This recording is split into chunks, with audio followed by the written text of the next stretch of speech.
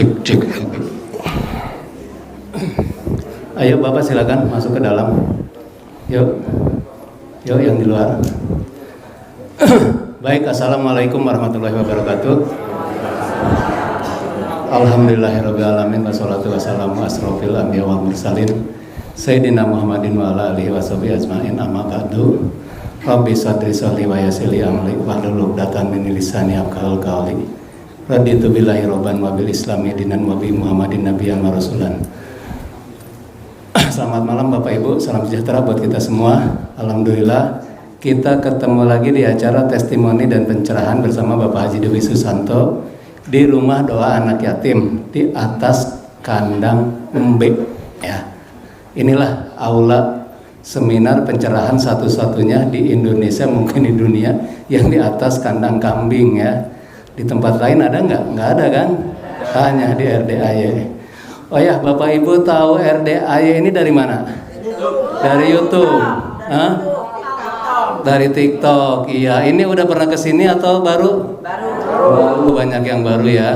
Alhamdulillah. Kok percaya Bapak Ibu? Percaya. Kok percaya ilmunya RDAY? Yakin?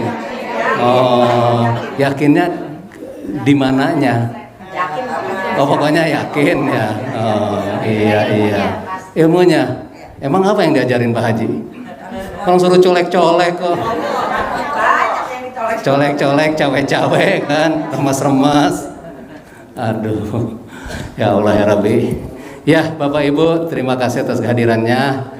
Sebagaimana biasa rangkaian dari acara pencerahan ini nanti pukul 1 dilanjutkan dengan sholat tahajud ya bersama anak yatim ya. Nanti Bapak Ibu usahakan sholat tahajud ya, karena di saat itulah Bapak Ibu bisa berdoa bermunajat ke hadirat Allah dengan diaminkan anak yatim.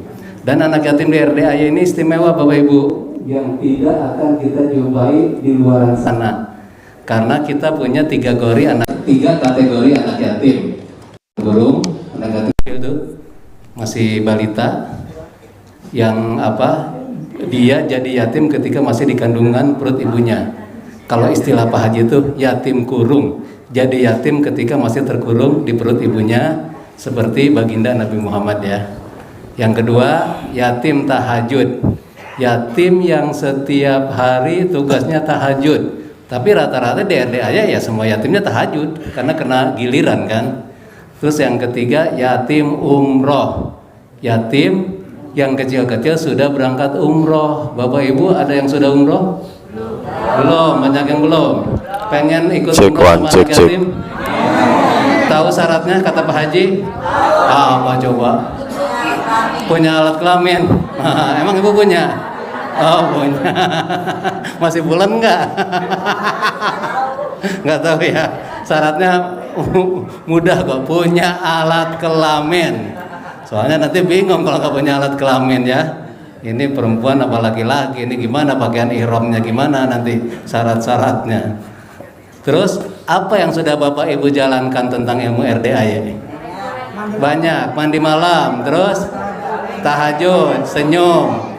Rangkaiannya apa coba? Bangun tidur jam 00, senyum sebelum kaki menginjakan ke lantai ya. Terus mandi malam, terus senyum lagi. Sholat sunat, tahajud, terus baca Quran. Terus yang menjelang subuh yang laki-laki ke masjid, yang perempuan gelar sajadah. Terus 2 rakaat qobliyah subuh, qobliyah sebelum kan. Itu pahalanya seluas bumi dan seisinya. Udah gitu lanjutkan baca Quran lagi, jangan tidur setelah salat subuh. Itu harus 12 juz. Ya, hafal kan? Oh iya, nggak apa-apa. Latihan, nanti juga nyampe. Oke? Ya, 8 juz sudah top Pak. Saya aja boro-boro 8 juz. Terus ilmu-ilmu kearifan lokalnya apa coba nih sekarang yang udah dipergunakan, yang udah dipakai? Oh, celana dalam dibalik. Ya, semuanya dibalik nih. Baju dibalik. Ya itu paling mudah soalnya ya. Kan dulu kita juga waktu ini pas pakai baju terbalik, wah baju kebalik mau dapat rezeki. Itu salah satu sumpah yang positif. Kalau kemarin kan Pak Haji pembahasannya masalah sumpah. Artinya apa? kita berkata-kata tapi atas hajat kita gitu kan. Itu manggil afirmasi juga. Ya, seperti contohnya saya sudais. Ya, artinya kita mengungkapkan hajat kita sambil nyumpahin gitu. Tapi sumpah yang positif.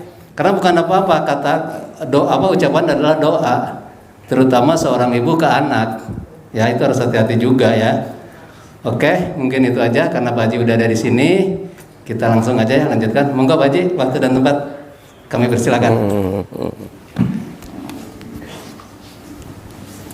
Assalamualaikum warahmatullahi wabarakatuh. Ya, jadi tadi dikasih tahu Pak Nur. Jadi nanti kita November 2023, sekarang September ya, Oktober, November 2 bulan lagi kita mau berangkatin anak yatim umroh. Nah, karena kita tiap tahun berangkatin, hampir tiap tahun. Nah, apa sih kelebihannya kalau umroh sama anak yatim? Kelebihannya nanti bapak dan ibu bisa ijab hajat ekstrim di atas awan. Jadi yang namanya umroh itu pesawatnya di atas awan. Nggak pernah pesawatnya di bawah awan, nggak pernah. Di atas. Karena kan jarak jauh, jadi ketinggiannya paling atas. Nah nanti di atas awan, di dalam pesawat, nanti bapak dan ibu paksain harus bisa ijab sama Allah. Karena itu deket sama Allah. Karena di atas awan itu deket. Nanti anak yatim itu ngaminin di dalam pesawat. Belum ada di muka bumi ini ide berangkatin anak yatim yang kecil-kecil untuk umroh, belum ada. Walaupun dia kelasnya udah tingkatnya, agamanya udah tingkat tinggi, tapi nggak ada. Dia selalu otaknya dunia. Nah di RDAY kita memuliakan anak yatim, kita berangkatin anak yatim nanti umroh yang kecil-kecil, nggak yang gede-gede. Nah salah satunya yatim kurung.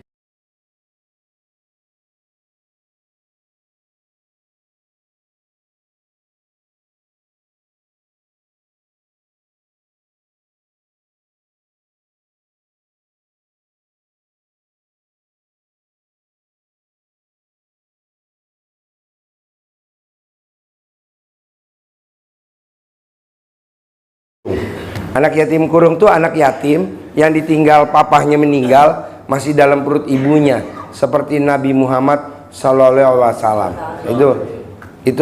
Itu masih dalam perut ibunya, ayahnya Nabi Muhammad meninggal. Nah ini juga begitu. Nah kalau ibu mau makbul, hajatnya terkabul, paksain deh bisa ijab sama 3 anak yatim ini. Anak yatim kurung adanya siang jam 1 sampai jam 17, jam 5 sore di lantai 2. Anak yatim tahajud nanti nih yang nanti. Nah anak yatim umroh, anak yatim umroh biasanya dia dicampur antara yang tahajud sama yang siang. Dia ngikut karena masih kecil. Nah paksain juga nanti pada saat ibu umroh, bapak umroh bersama anak yatim, nanti kalau tawaf, tahu tawaf keliling Ka'bah, itu anak yatimnya dituntun gitu, sambil kita ngomong, sambil ngucap, tuntun. Nah waktu sa'i, tahu sa'i? Nah itu juga anak yatimnya dituntun, kan anak yatimnya semangat. Nah terakhir, kenapa saya maksain bapak dan ibu bangun jam 00? Karena nanti kalau bapak dan ibu umroh, bapak dan ibu aktivitasnya hanya tengah malam aja. Kalau di Mekah, di Medina, harus bangunnya jam 00, mandi, senyum. Karena kalau bapak dan ibu nanti umroh sama anak yatim, jangan malu-maluin anak yatim loh. Anak yatim jam 2, jam 1 udah berangkat ke masjid. Bapak dan ibu masih tidur. Malu dong. Makanya hari ini kita latihan terus, bisa nanti ke depannya gitu. Kedua, harus baca Quran. Nanti bapak dan ibu kalau nanti umroh sama anak yatim, Itu antara maghrib sama isya, bapak dan ibu nggak pulang ke hotel, enggak. Nanti kalau udah pulang ke hotel, ntar baliknya lagi udah azan isya, ntar nggak dapat tempat duduk. Ya di situ ngapain? Baca Quran. Subuh baca Quran, nah gitu. Jadi kalau nggak biasa baca Quran, nanti malu loh anak yatim. Anak yatimnya baca Quran, bapak dan ibu cuma melongo. Kok ditanya kenapa? Iya nih, kenapa gue blow on nih? Lah emang muka lo blow on. Jadi jangan sampai bapak dan ibu terbebani dengan ilmunya RDAI, jangan ya. Kalau memang mau dipakai ya udah, kalau nggak apa-apa ya. Saya mau bapak dan ibu praktekin bangun jam 00, senyum, mandi. Kenapa mesti mandi? Lah nanti bapak dan ibu kalau mau ke masjid besok mandi gak kalau waktu umroh? Mandi. Jangan sampai nanti satu Masjidil Haram pingsan loh gara-gara nggak pada mandi. Pas dilacak nggak tahu orang Indonesia. Nah, pasien RDAI. Ya udah. Jadi nanti bapak dan ibu kita berangkat umroh November 2023. Nanti bapak dan ibu kalau pengen berangkat umroh, nanti bapak dan ibu bisa diseleksi. Nah, yang masuk seleksi berangkat umroh, yang nggak masuk seleksi masuk neraka jahanam.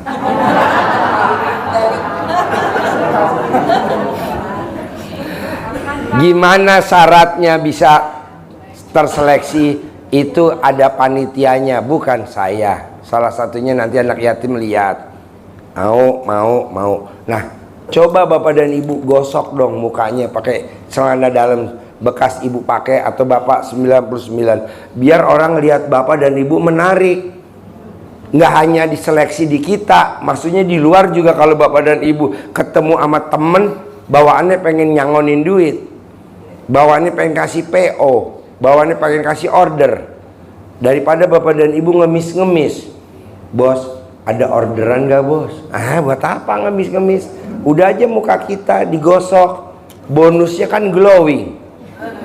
Ya kan, daripada bapak dan ibu beli skincare. Buat apa skincare? Kalau bapak dan ibu punya duit ya nggak apa-apa.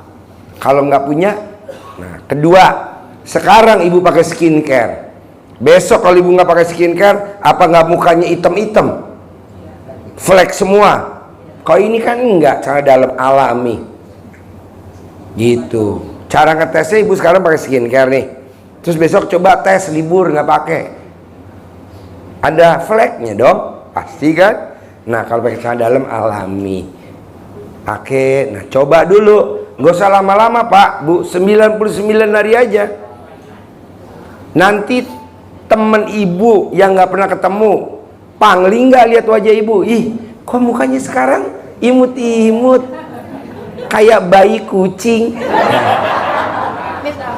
Amit kalah umur.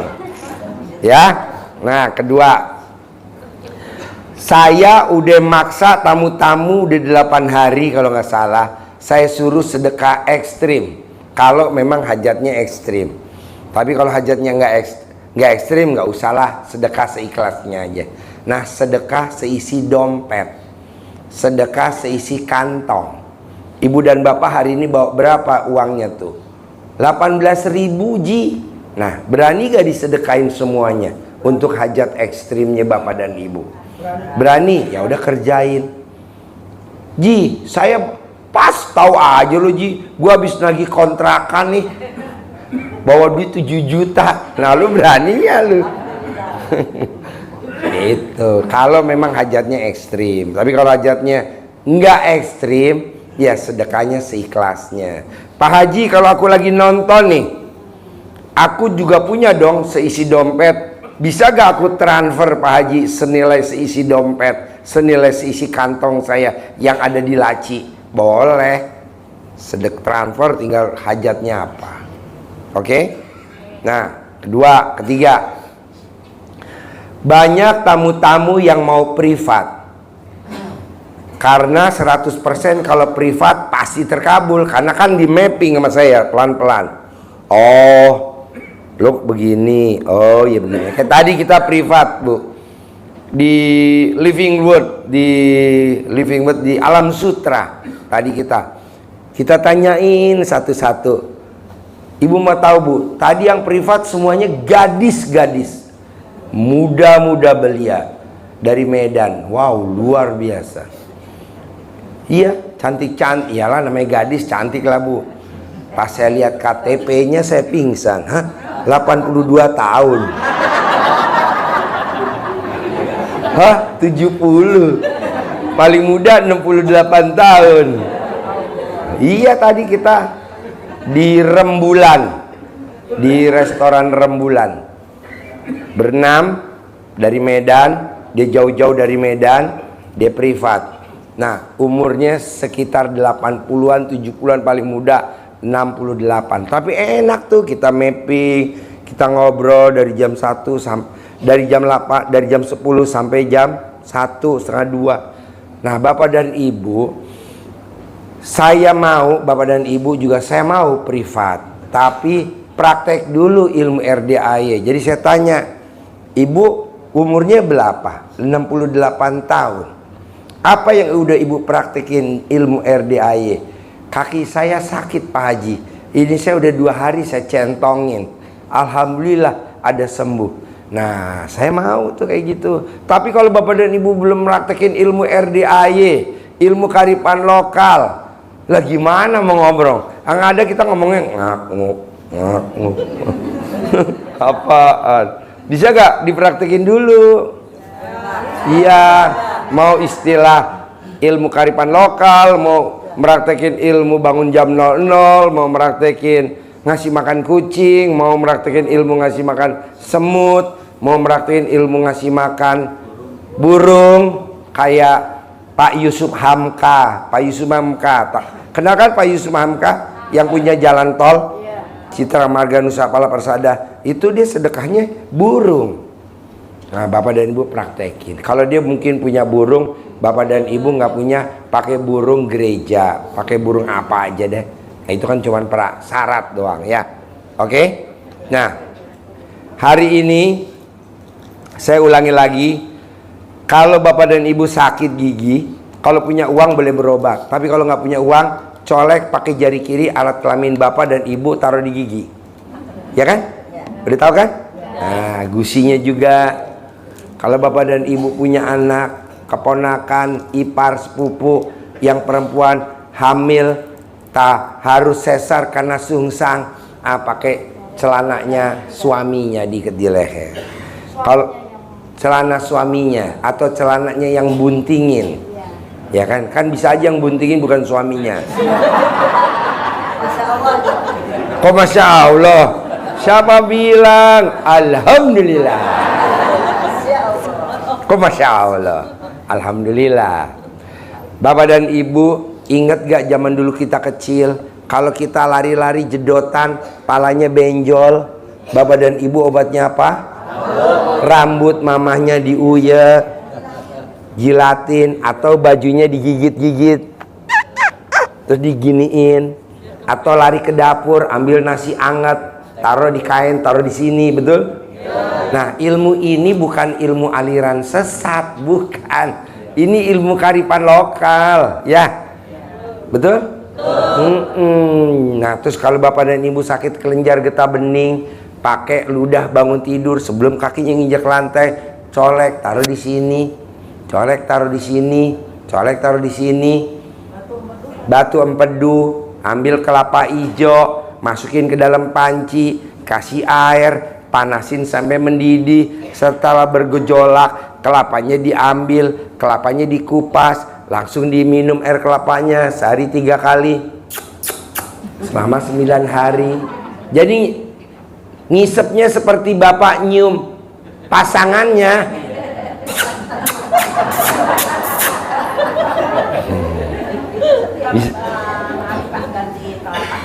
Besok beli kelapanya lagi, rebus lagi, diminum sehari 3 kali selama 9 hari. Airnya aja, kelapanya dilempar ke kepala ibu.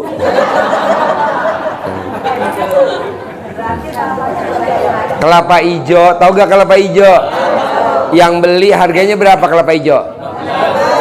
15, 20, 25.000. Yang kalau dikupas warnanya agak merah, ungu. Sehari 3 kali minum, boleh sehari 1 butir dibikin 3 kali minum, boleh diminumnya sebutir, tergantung kemampuan ibu beli. Pokoknya sehari 3 kali minumnya. 9 hari. Batu empedu, batu ginjal, hipertensi, kepalanya ditaruh celana dalamnya ibu yang bekas pakai. Nanti tekanan darahnya langsung turun, karena tekanan darah tutup hidung.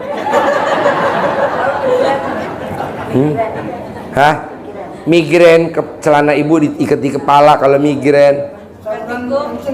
Saluran kencing, masukin ke alat kelaminnya istri. Vagina istri gatel Pakji. Vagina istri gatel, digaruk-garuk sama suaminya. Gampang lah, gampang. Jadi gini, kalau vaginanya istri gatel, jangan digaruk, tapi pinjem celana dalamnya suami dipakai. Nah, kalau yang bekas suami gimana, Pak? Nanti pinjem bapak ini.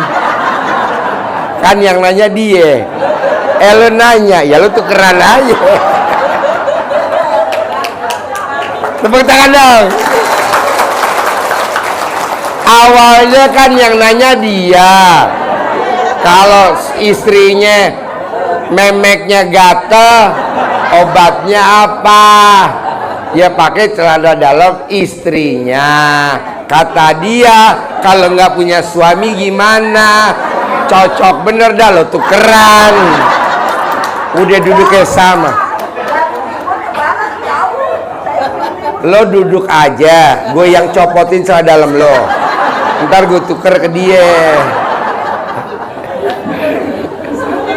Pokoknya gini Pak, jangan Bapak beranggapan gini, ih kok semudah itu Pak. Allah kan punya sifat Ar-Rahman dan Ar-Rahim yang nggak ada di manusia. Sebegitu mudahnya Allah kasih. Lah kita di sini pakai ayatnya Allah, berprasangka baiklah kepadaku. Jadi kita harus prasangka baik bahwa ini gampang. Jangan Bapak dan bilang, jangan dong, buat apa? Pakai dulu tukeran, mumpung. Istrinya gemuk, Pakji kan nggak muat, berarti gimana Pakji? Apa? Istri saya kan gemuk, nggak muat kan saya. Bos, kalau istri kamu gemuk, suruh tidur dulu, kamu dudukin. Nanti langsung.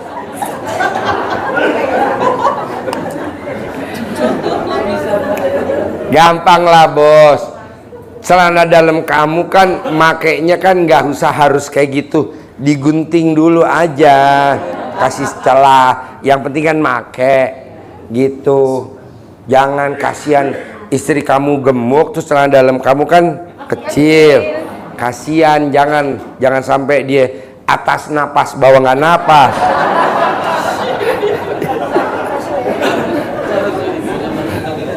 Oke, jadi jangan pusing ya. Terus kedua, kalau bapak dan ibu punya anak sakit nggak sembuh-sembuh, mau panas, mau apa aja, ambil bajunya suami dipakein ke anak. Udah pernah denger kayak gitu? Zaman dulu, ya kalau anak kita amandel, kalau kita batuk, kalau kita serak, ambil celana dalamnya yang sakit, ikat di leher. Nah gitu. Kalau punya duit, ya ke dokter atau ke apotek beli obat batuk. Tapi kalau nggak ada gimana? Ya udah celana dalamnya dicopot, ikat di leher. Yang gampang-gampang aja. Bapak dan ibu, anaknya kalau dihubungi nggak mau ngangkat. Anaknya ibu merantau jauh, nggak pernah ngubungin ibu. Ibunya sedih. Bapak punya anak, anaknya kuliah di luar kota, nggak pernah ngubungin bapak. Gimana Ji? Gue punya anak di luar negeri nggak bisa dihubungin Ji. Gampang. Bapak dan ibu cari panci, kasih air, dipanasin sampai mendidih. Nanti bapak dan ibu ngomong di dalam panci itu, di pas panci lagi ngebul, bapak dan ibu ngomong, siapa nama anaknya? Lita. Lita, hubungin bapak ya. Atau Lita, pulang ya, pulang ya, pulang. Nah, itu anak langsung pulang. Jadi pakai ilmu zaman dulu. Kalau memang dihubungin susah, disuruh pulang susah. Lebaran 3 kali lebaran nggak pulang, jangan diomelin. Kalau diomelin nanti dia sakit hati. Nanti kalau diomelin pas hari tuanya bapak dan ibu nggak bakal dirawat sama anak karena dia dendam pernah diomelin. Caranya apa? Ambil panci, kasih air, panasin sampai mendidih. Pas asapnya lagi ngelepuk, bapak dan ibu teriak, Lid, pulang ya, pulang ya. Dia langsung pulang. Atau ibu punya suami yang meninggalkan ibu karena dia sakit hati, karena berantem, karena apa, sehingga dia ninggalin ibu. Nah, jangan dikejar, Bu. Buat apa dikejar? Nah, cari lagi ide yang bagus. Jadi ibu dan bapak tinggal ambil panci, dandang, atau apa tuh yang buat masak nasi, harus yang buat bekas masak nasi. Atau kalau memang modern pakai rice cooker, kasih air sampai mendidih, nanti teriak, Pak, pulang ya, pulang. Kedua, ya seeng. Atau bapak dan ibu, bapak nggak pernah ngasih duit bulanan. Bapak dan ibu mau bayar listrik, bapak belum ngasih duit, mau minta ke suami malu. Nggak usah minta Pak, nggak usah minta Bu ke bapak, malu-maluin. Mendingan bapak dan ibu cari panci. Nah, pada saat asapnya keluar, Pak, kasih duit buat bayar listrik ya. Nanti kan sama anaknya di videoin viral di TikTok, dapat duit gitu, dapat duit. Karena kalau ibu minta mungkin gengsi, kalau ibu minta mungkin buat apa, itu kan kewajiban istri, kewajiban suami. Ya udah pakai itu Bu, medianya zaman dulu begitu. Tapi kalau ngerjain, kalau bisa jangan ada anak, jangan ada orang, jangan ada pembantu. Iya, jangan lihat orang, takutnya nanti kita dibilang gila. Karena gurunya gila, muridnya gila, tapi kan hasilnya nggak gila, ya kan?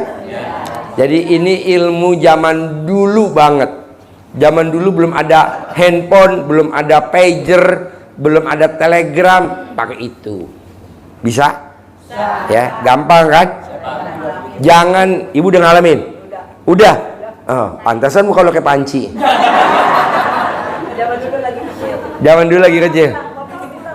Coba pakai mic, pinjam mic. Coba ibu pernah praktekinnya gimana coba? Nggak apa-apa. Yo.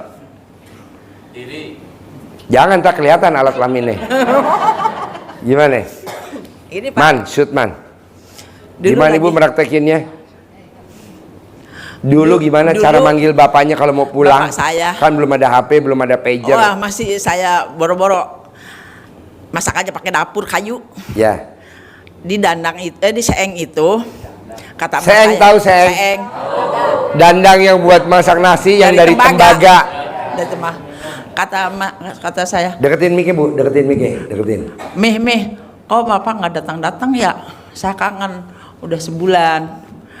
Kata Meh begini, nungging aja depan di atas dapur kayu, di atas seeng. Bapak pulang gitu. Tiga kali kalau duhur ya. Terus 3 hari berturut-turut. Maghrib, bapak pulang. Itu mah kontan Pak. 3 kali manggil 3 hari. Deketin mic. Pagi-pagi dia datang. Manggilnya saya, Eti dari jendela. Jadi bukan manggil mama saya, manggilnya saya, Eti gitu Pak. Itu pagi-pagi datang. Katanya, konten amat ya itu doanya dari orang tua. Alhamdulillah Pak, dijabah sama Allah. Terkabul, tepuk tangan dong. Jadi Bapak dan Ibu jangan menganggap ilmu RDAY ini ilmu aliran sesat. Bukan. Kok ngomongnya sama dandang sih? Kok ngomong sama seeng? Ini hanya cuman media Pak. media aja. Kayak Bapak lihat polisi kemana-mana bawa pistol. Harusnya jangan bawa pistol dong. Senjata Masa itu aja, Pak. kalau nggak bawa pistol dia takut, ya? Kemana bawa pistol? Kalau kita jangan Pak, ngapain bawa pistol? Pakai Bapak, pakai centong. Pak Haji, Deketin bawa mic ya. Saya bawa nih. Iya, ya pakai centong. Jadi, Nanti minta satu dari Pak Haji. iya. Ilmunya jadi ibu udah manggil, pernah praktekin ilmu manggil pakai dandang. Udah, ya? udah. Ngomong ya. Iya. Oke. Jadi Bapak dan Ibu, jangan kalau Bapak dan Ibu ngomongnya gini. Punya hutang pinjol 400 juta. Punya utang rumahnya mau dilelang. Ibu asetnya mau disita. Jangan sekali-kali Ibu ngomongnya, aduh besok mau disita. Jangan Bu. Panggil pertolongan Allah pakai panci, pakai seeng, pakai dandang, kasih air. Ibu teriak, panggil, pasti aset saya nggak dilelang, ya. Ngomongnya tapi jangan sampai orang lihat. Jangan ya. Ini udah dibuktiin sama ibu, manggil bapaknya yang merantau jauh udah sebulan nggak pulang aja bisa datang. Pak Haji, maaf, ini ada yang tanya, buat manggil pacar bisa nggak? Bisa. Bisa tuh, bisa tuh. Bisa. Jadi kalau kamu manggil pacar kamu laki apa perempuan? Misalkan yang pacar kamu laki, kamu bikin dari kayu alat kelaminnya laki. Jadi alat kelaminnya laki apa namanya? Kunci. Alat kelaminnya laki kayu. Kontol. Kunci kali Pak Haji. Kayu yang kayak kontol diasepin, diginiin, nanti dipanggil. Nanti kan pacar kamu kontolnya anget.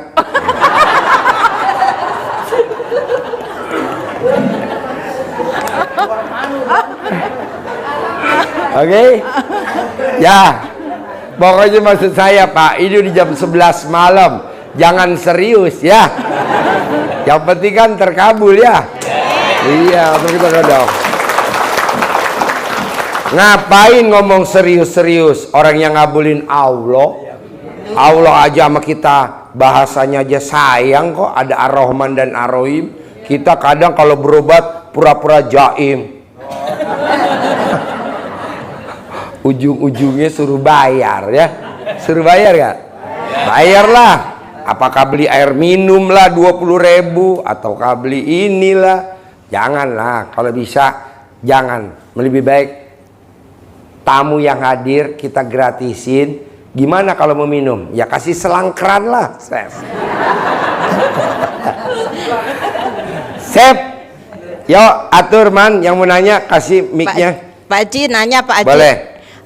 Gimana caranya untuk manggil seseorang, maksudnya laki-laki agar dia datang ke saya dalam arti untuk menjadi suami saya. Pokoknya saya senang ke seseorang, dia kayaknya malah mengabaikan gitu, padahal saya senang sekali. Gimana Lo caranya? beli patung kontol.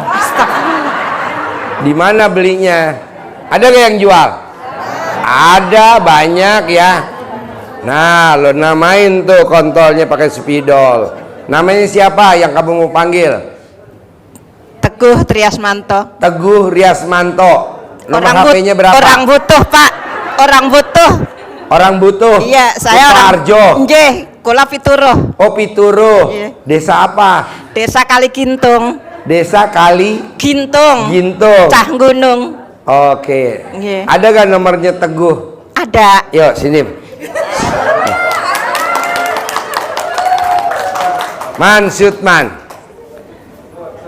Ibu kenal sama dia udah berapa lama? Deketin mic. Setahun lebih. Udah setahun lebih. Iya. Apa yang bikin ibu cinta sama Teguh?